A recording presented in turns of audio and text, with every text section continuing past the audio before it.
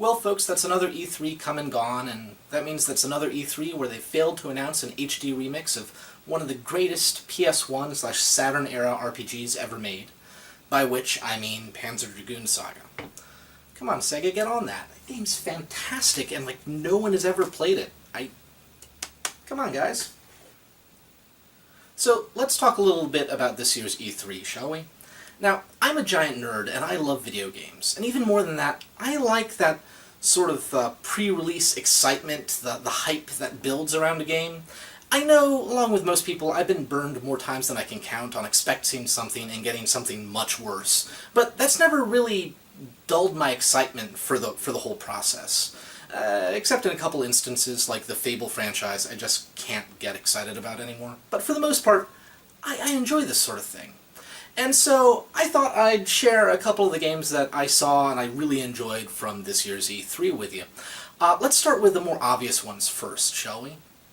So firstly, and perhaps most obviously, it's the Wii U Legend of Zelda. I mean, look at that. Look, it looks beautiful. It looks just beautiful. And who can't say that they're excited about the prospect of a Skyrim-like Legend of Zelda? I mean, obviously there's a couple people, but I just don't get it. It makes no sense. This looks fantastic, and if they manage to pull it off, which it's a Zelda game, so I assume they will, it seems like it's going to be a lot of fun just on concept alone. Just look at that. Beautiful. So how about that Sunset Overdrive? I was excited about it after the little CGI thing from last year's E3. I'm a little bit more so now. I mean, okay, the movement mechanics, they've been done before, but they just look like a lot of fun, just like they have in the past. Crazy, crazy, absurd guns. It has a Borderlands sort of feel to its humor. It just looks entertaining. I was expecting a little bit more of a PvP mechanic going on here, but no, I'm going to have to wait and see how they do multiplayer, but it could be a lot of fun, and if nothing else, it has a really fun sense of humor, so that's always a plus in my book. So I love the Civilization franchise. I've loved it since the first one, honestly, and it's managed to eat a terrifying, terrifying amount of my life. And when you throw sci-fi into that, like, you know, for Alpha Centauri, I just eat it up. I mean, I love these sorts of things. What, Imperium Galactica, the Masters of Orion franchise, they're great fun. I love them all. And, yeah, they're bringing you Civilization Beyond Earth, I believe, later this year. And, expect not to hear from me for, like, a month when it comes out, because, yeah, giant time sink. That one more turn thing's just an evil, evil, evil mechanic. Just evil. Then there's Dragon Age Inquisition. I'll admit it's EA, and EA is EA, right? And it's also BioWare, and historically I've loved BioWare games, but then they had the Dragon Age 2 and Mass Effect 3 sort of thing. The ending for Mass Effect 3 lost them a lot of points in my eyes. Just all those promises and then not following through on them. Hopefully they do better with Dragon Age Inquisition. They're saying that they're carrying in a lot of things from previous games, like, you know, who was the king of Ferelden from the first game, and, like, if you had relationships with certain characters, and a lot of big and small events. And they're also saying they're just ignoring some things because they might have been important in the moment, and then you know, not really big sort of as history progresses. So I'm cautiously optimistic about it. I'm not saying I'm going to run out and, you know, buy a pre-order, mind you, but I'm cautiously optimistic about it, and I'm probably going to play it, because I'm kind of a sucker like that. Then there's Valiant Hearts from Ubisoft. It uses the UbiArt framework, which is what they use to make the beautiful, beautiful Child of Light. I'll admit I'm a little bit dubious about this to an extent, because it seems like they're really mixing comedic bits with this really somber setting. But I have decent hopes that they can pull it off. Child of Light was a fantastic game, if a little bit short and feeling a little bit rushed. And I hope they can pull off a similarly impressive game with this one. The the setting and the story being told certainly deserves a good game, so fingers crossed on this one.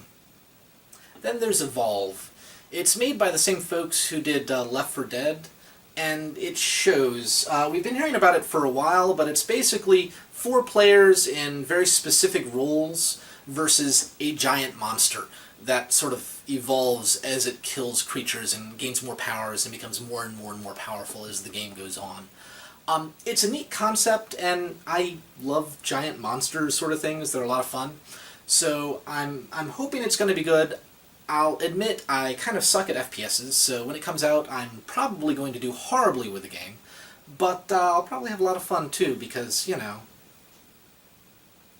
fighting giant monsters. Really cool looking giant monsters too. There's this trailer, they have a new monster in this one.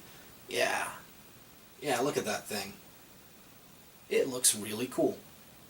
Anywho, next one. Then there's Mirror's Edge 2. I honestly never thought this game was going to get a sequel. I mean, I loved the first game. I thought it was fantastic and just an amazingly beautiful game. A lot of fun.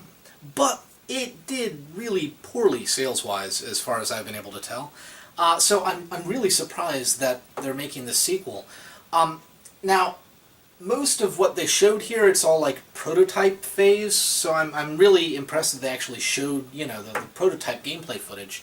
But assuming they fix some of the problems with the first game without taking any of the fun gameplay out of it, Mirror's Edge 2 hopefully is going to be a really, really entertaining, fun game. So, again, fingers crossed with this one. I don't know how it's going to pan out, but I really, really hope it's going to be even half as fun as the first game was for me. Folks, did you hear? They're making a Dynasty Warriors game with a Zelda skin. Or I suppose a Zelda game with Dynasty Warriors mechanics. But, you know, 6 of one, half dozen of the other. But I just... Zelda Dynasty Warriors. What is it? Hyrule Warriors? Come on, it's going to be fun, mindless, dumb entertainment, but it's cool, right? I mean, it certainly looks good.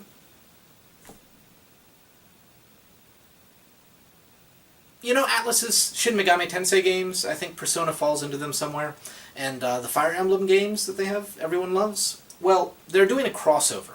I believe it was actually announced last year as a 3DS game, but now it's coming on the Wii U. We don't really know any more about it than we did last year, but it's an RPG, and I'm pretty much game for RPGs. They can be a lot of fun.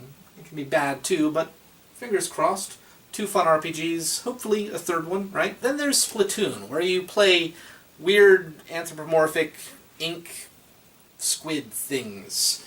But it's bright, it's colorful, it looks like a lot of fun. You go around shooting the environment with ink. I assume you're trying to take control of an area, have the most ink around. When you shoot people, explode in giant things of ink splats everywhere. It looks like there's a whole mechanic where you can like swim in the ink and like crawl up sides of walls and things like that if there's, you know, your color ink on there. It just looks like some neat mechanics and a lot of fun. You know, fingers crossed for this one again. But it looks solid and it looks like it's entertaining. So probably a pretty safe bet for this one. So Xenoblade Chronicles. If you don't know anything about that, it's made by Monolith Soft, and they're effectively the folks who made Xenogears, the Xenosaga series for the PS2, and Xenoblade for the Wii U. Now, Xenoblade was fantastic. Xenogears was fantastic. Xenosaga had its ups and downs. It was a little bit muddled, but it was a lot of fun. And I'm really, really looking forward to this. It's an RPG for the Wii U, and you know, chances are, given their track record, it's going to have a bunch of, you know, religious mumbo-jumbo, you know, philosophy thrown at your face, just sort of like name-dropping crazy philosophy. But it's going to have craziness, giant mechs, lasers, and with, like, swords and guns. It's It's just a mashup of all sorts of stuff, but it usually ends up being much more fun than you would expect, and it does that whole Matrix sort of thing where it feels like it's a lot deeper than it really is. So yeah, I'm looking forward to it. I've liked all of their previous work to some degree or another. Xenogears is honestly still one of my favorite RPGs of all time, and I keep on hoping that they're going to hit that again, and they've never quite made it, but I always hope. And they've not made a game that I disliked yet, so there's that. So, Hyper Light Drifter. It looks like a old school action RPG.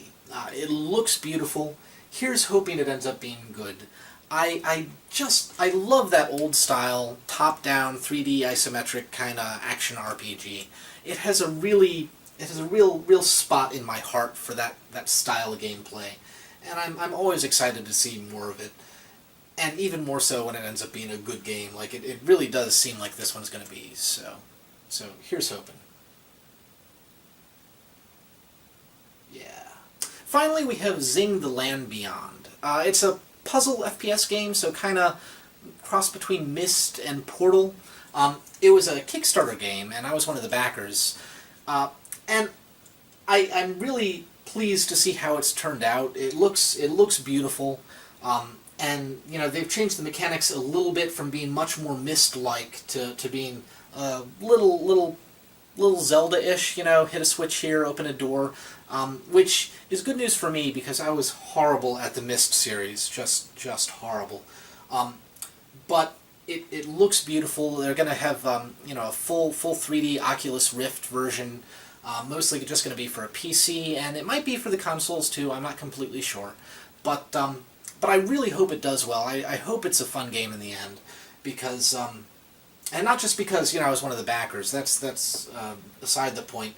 I really hope it does well because, you know, I'd love to see more fun, well-done puzzle games.